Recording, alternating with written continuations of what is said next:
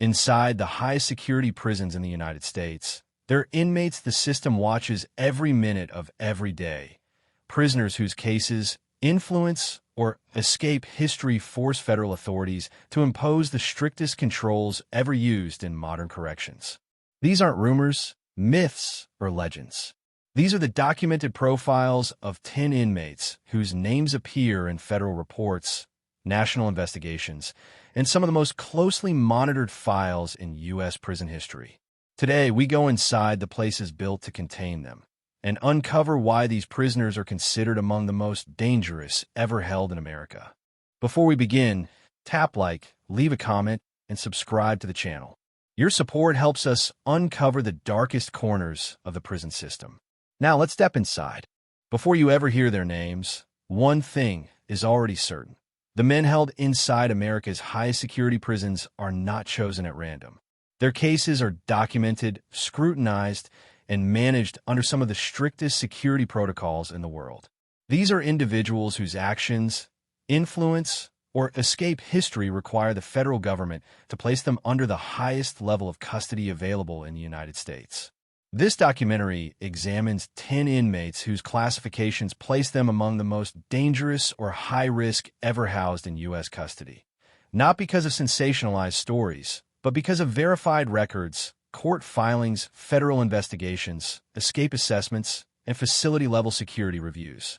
From the isolation units of ADX Florence to specialized high-risk wings inside federal penitentiaries, to inmates whose communication is restricted under special administrative measures, each profile reflects a different part of the American high-security system.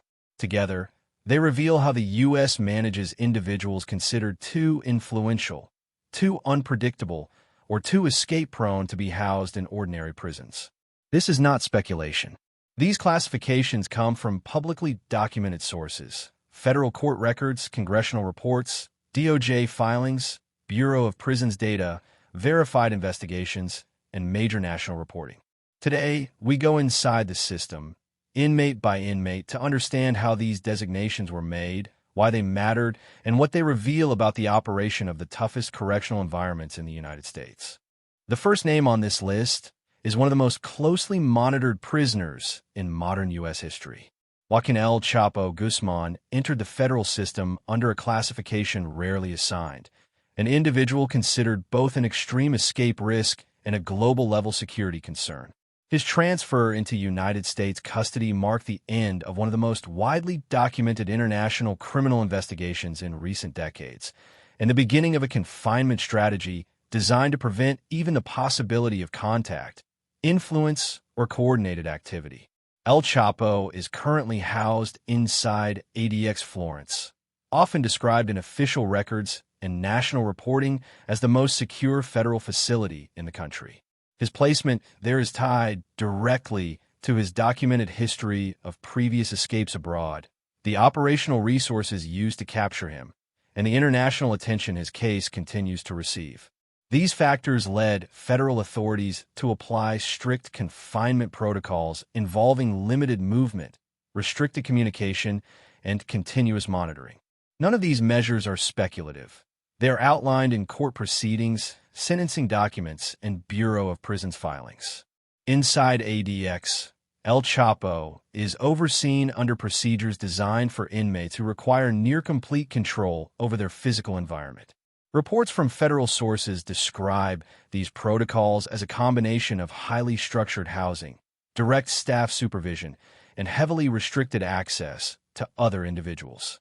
His daily routine is shaped by the same principles applied to any inmate classified at this level: a focus on security, prevention, and containment rather than contact or activity. What sets this case apart is the scale of the precautions. His classification reflects not only past actions, but also the potential risk federal agencies determined could exist if he were housed in a lower security environment. These assessments were documented in judicial arguments during his extradition process, where officials emphasized the need for a facility equipped to handle an inmate considered both influential and highly resourceful. His presence at ADX Florence illustrates how the United States manages prisoners whose backgrounds require the strictest operational controls. It also demonstrates the level of coordination between federal courts, the Department of Justice, and the Bureau of Prisons when determining long-term custody decisions for individuals considered among the highest-risk inmates in the nation. The next individual on this list is one of the most heavily documented federal inmates of the last half-century. Ted Kaczynski, known publicly through decades of national reporting, entered the federal system following one of the longest and most resource-intensive domestic investigations in modern U.S. history. His case was marked by extensive judicial proceedings, thousands of pages of court records, and forensic evidence that shaped how federal authorities approached long-term, high-risk confinement. Kaczynski was housed for many years at ADX Florence under a classification designed for inmates who require the highest level of supervision. His placement reflected several documented considerations: the seriousness of his case, the national attention surrounding his trial, and the need for a secure, controlled environment that limited unauthorized communication. These conditions were outlined in federal sentencing documents and confirmed through Bureau of Prisons reporting, making his confinement one of the most structured in the entire U.S. system. Inside ADX, Kaczynski lived under protocols similar to those applied to other inmates designated as high-risk or high-profile. His daily routine was highly regulated, with strict limitations on movement and controlled access to personal materials. These procedures were not unique to him. They were standard for inmates classified at that custody level. The goal was to maintain safety, oversight, and predictability inside a facility built specifically to manage the most sensitive cases.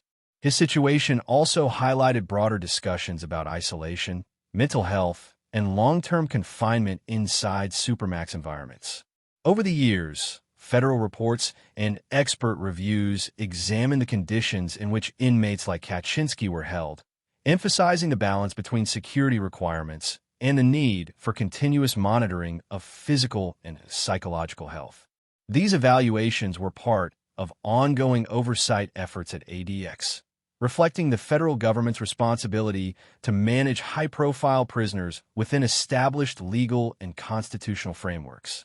Kaczynski's time in federal custody became part of the larger narrative about how the United States handles inmates who present exceptional security considerations. His placement illustrated the level of planning and structured oversight applied to cases that draw national attention or involve significant legal and investigative resources. It also underscored the degree of control exercised inside ADX Florence, where routine, stability, and documentation guide every aspect of confinement. His case remains one of the most studied examples of how the federal system responds to individuals whose backgrounds require extraordinary security measures. Through official filings, media coverage, and detailed federal documentation, his confinement became a defining example of the supermax model in practice. The third profile in this documentary focuses on one of the most widely covered federal cases of the past decade. Dzhokhar Tsarnaev entered the U.S. prison system following a trial that was documented extensively across federal court records, Department of Justice filings, and major national media outlets. His conviction placed him under a classification reserved for inmates whose cases involve national security concerns, extensive judicial review, and long-term restrictions on communication. Tsarnaev was transferred into the Federal Bureau of Prisons under conditions shaped directly by the outcome of his court proceedings.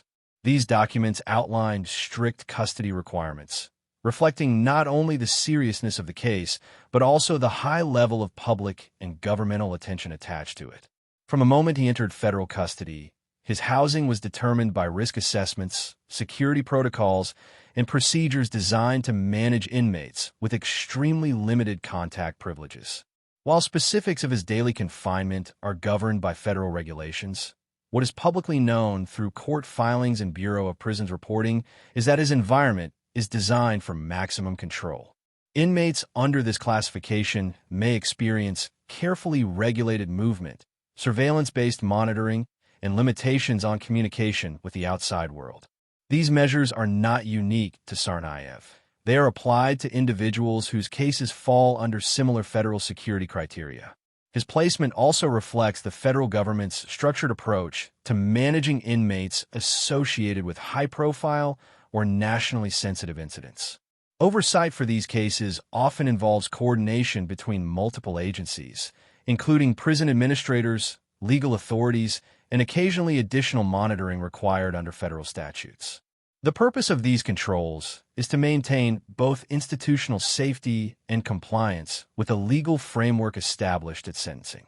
Tsarnaev's case has continued to generate legal discussion over the years, particularly regarding ongoing appeals and procedural reviews. These developments, documented through publicly available court records, contribute to the long-term scrutiny that surrounds his confinement. His situation underscores how the U.S. federal system manages inmates whose cases carry lasting national significance, ensuring that the conditions of custody align with established legal standards and security assessments. Through this profile, it becomes clear how individuals who are classified at this level are monitored within the federal system. Tsarnaev's placement demonstrates the intersection between judicial decisions, federal policy, and the Bureau of Prisons' responsibility to maintain controlled, secure environments for inmates deemed high-risk or sensitive, based on publicly documented criteria. The next individual on this list represents one of the most extensively documented federal cases in the modern era. Terry Nichols entered the federal prison system following a series of proceedings that generated thousands of pages of court transcripts, investigative reports, and official filings. His case has been examined for decades, making him one of the most closely monitored inmates in long-term federal custody. Nichols was placed under a classification reserved for inmates whose cases require extraordinary security and continuous oversight. This designation reflects the scale of the federal investigation involved, the seriousness of the charges, and the long-standing national attention directed toward the events surrounding his conviction. His placement within the system has been shaped by risk assessments, legal reviews, and federal protocols that ensure high-risk prisoners remain in highly controlled environments. In federal custody, Nichols is housed under conditions designed to limit movement, regulate communication, and maintain strict lines of supervision. Reports from the Bureau of Prisons and documented court records confirm that inmates under this classification live within a regimented structure where every aspect of daily life is monitored. These procedures exist to ensure institutional stability and to align confinement conditions with federal sentencing requirements. His confinement has also been referenced in broader discussions about high-security prison management. Analysts, legal scholars, and oversight bodies have cited his case as an example of how the United States handles inmates associated with large-scale federal investigations. The policies applied to Nichols are part of broader federal strategies that emphasize safety, internal accountability, and compliance with constitutional standards. Throughout his time in custody, Nichols's conditions have remained largely unchanged, reflecting the long-term nature of high-security confinement. Unlike inmates who may move between facilities based on behavioral reviews, individuals classified at this level typically remain in environments designed for absolute stability. These placements are evaluated periodically through federal procedures, but major changes are rare due to the documented risk assessments associated with the case. Nichols's profile demonstrates the federal system's reliance on routine, documentation, and structured oversight when dealing with inmates whose backgrounds involve major national cases. His confinement is not shaped by day-to-day decisions, but by layers of legal and administrative controls that guide long-term custody planning. These protocols reflect a system built to manage prisoners whose cases require careful attention across multiple branches of government. His presence within the high-security tier of the federal system remains one of the most publicly recognized examples of how the United States handles inmates who are classified as extremely high risk based on documented legal and investigative criteria. Through his case, the complexities of long-term federal confinement come into full view, offering insight into how the most sensitive cases are managed within the country's correctional framework.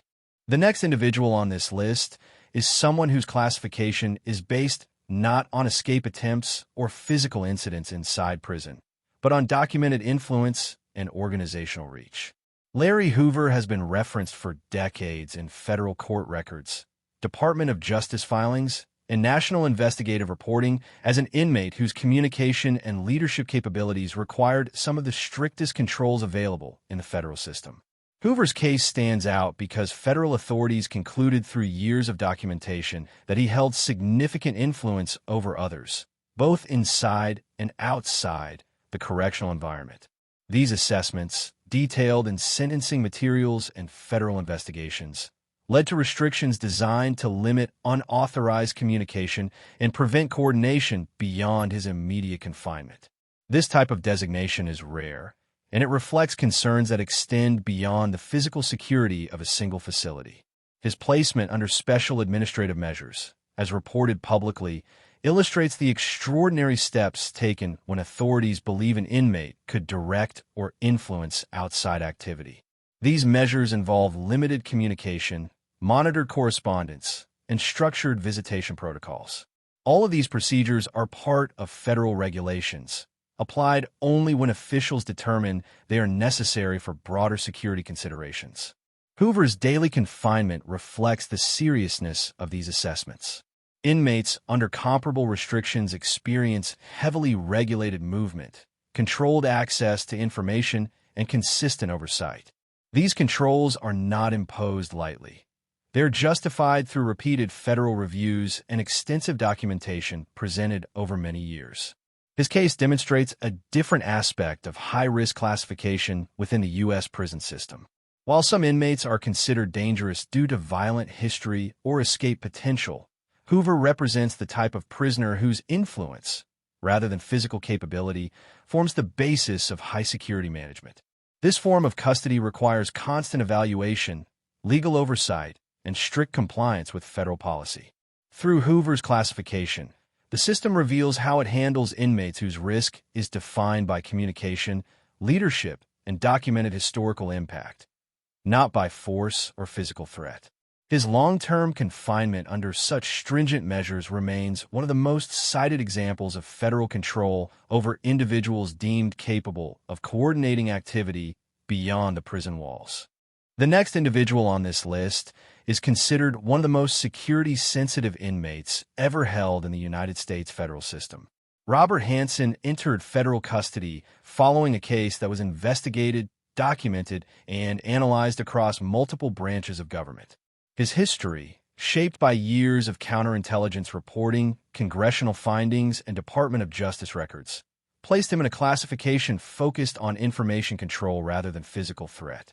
Hanssen's case is unique because the risk associated with his confinement relates to the nature of his knowledge, the sensitivity of the information connected to his federal investigation, and the national security implications outlined in his sentencing documents.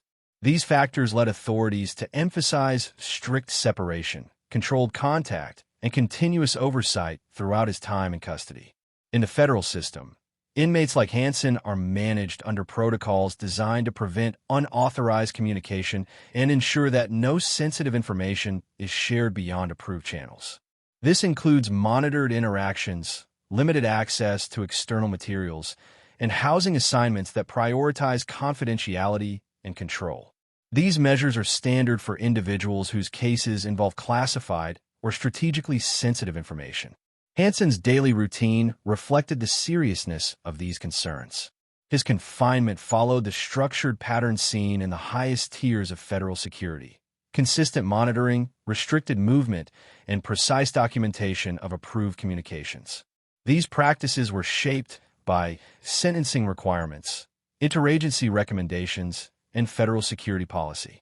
His placement demonstrates how the U.S. correctional system handles inmates whose cases extend beyond criminal history and into the realm of national security. Rather than focusing solely on physical danger, federal authorities determined that the long-term risk in Hanssen's case centered on knowledge, access, and potential disclosure, factors that required a specialized, tightly controlled environment. Through publicly available reports and government records, Hanssen's confinement remains one of the clearest examples of how the federal system manages individuals considered security critical based on their involvement in classified matters. The next profile focuses on an individual whose case has been referenced for decades in federal court records, intelligence reports, and documented national investigations. Ramzi Yousef entered the U.S. prison system following extensive international coordination and one of the most complex federal trials of the 1990s. His background, reviewed repeatedly through judicial proceedings and Department of Justice filings, placed him among the highest-risk inmates ever assigned to federal custody. Yousef is housed at ADX Florence under conditions reserved for individuals whose cases involve national-level security concerns.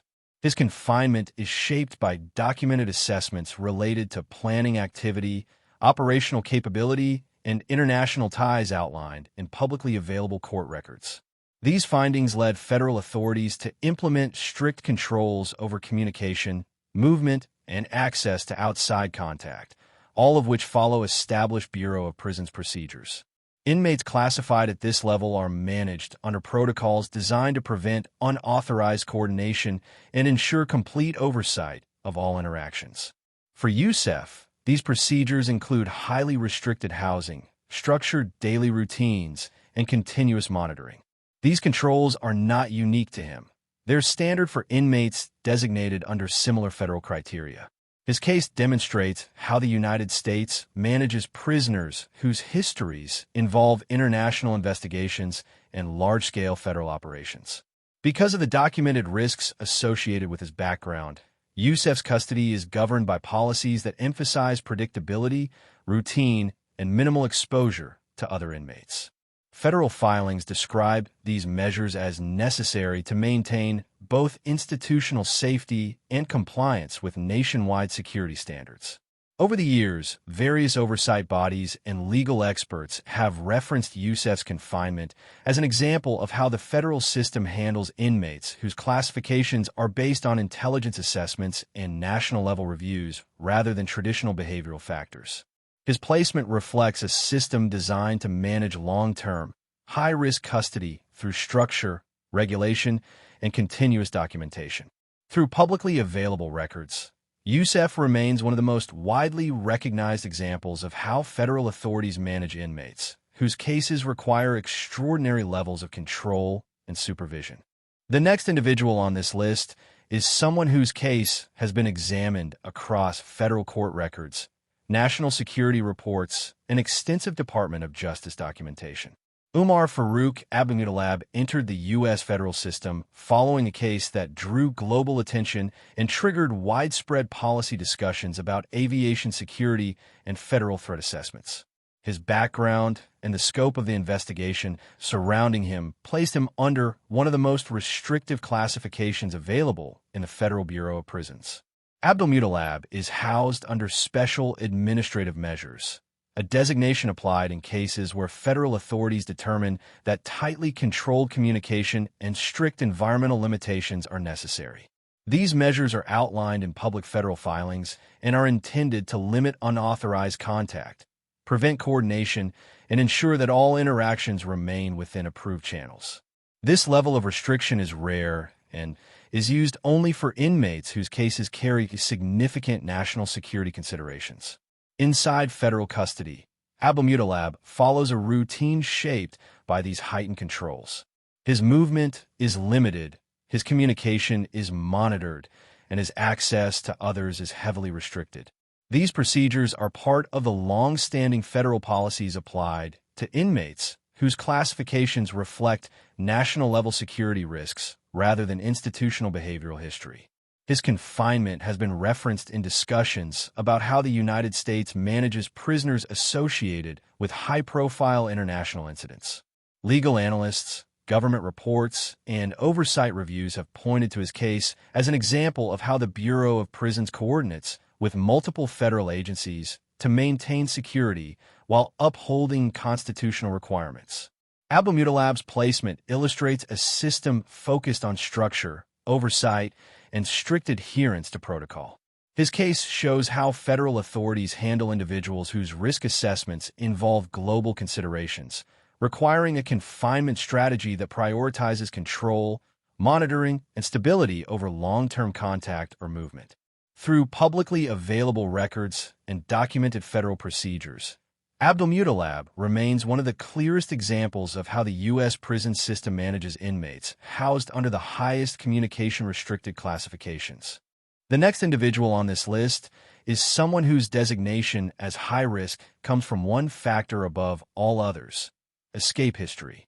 Richard Lee McNair is widely documented in federal records, law enforcement bulletins, and national reporting as one of the most persistent and resourceful escape risks ever handled by the U.S. correctional system. His confinement strategy today reflects decades of assessments built around preventing another security breach. McNair's escape attempts became part of official case files long before he entered federal supermax custody. His history is detailed in police records, investigative reports, and Bureau of Prisons documents, all showing a pattern of planning, patience, and adaptability. These documented incidents led authorities to classify him as an inmate requiring extraordinary precautions, even compared to others in high-security environments. In federal custody, McNair's placement focuses on eliminating opportunity. Individuals with his classification are assigned to housing units where movement is tightly regulated, interactions are limited, and daily routines are structured around oversight. Surveillance, controlled access, and strict security barriers are standard for inmates considered escape-focused risks. These measures are not punitive. They are risk management strategies based on documented behavior. Federal evaluations of McNair emphasize his ability to exploit routine, observe patterns, and identify weaknesses in security systems. Because of this, his confinement is shaped by procedures designed to reduce predictability and remove any possibility of unauthorized movement. These assessments appear throughout federal oversight summaries and prison security reviews used to determine long-term housing. McNair's case illustrates how the U.S. correctional system manages inmates who do not necessarily pose widespread influence or national security concerns, but whose escape potential is considered extremely high. His file is a reminder that dangerous within a prison classification can refer to operational risk, not only behavioral threat. Through publicly available records and documented assessments, McNair remains one of the most recognized examples of an inmate whose security designation is shaped almost entirely by escape history and the lessons the federal system learned from it. These 10 inmates represent some of the most complex and tightly controlled cases in the history of the U.S. prison system. Each one shaped how federal authorities handle high-risk custody, communication restrictions, supervision, and long-term security. Their stories reveal not only the individuals themselves, but the systems built to contain them, systems designed to prevent escape, limit influence, and protect institutional stability. If you found this documentary informative and want more fact-based deep dives into America's most secure facilities, make sure to like, comment, and subscribe. Your support helps us continue exploring the real stories behind the walls of the world's toughest prisons.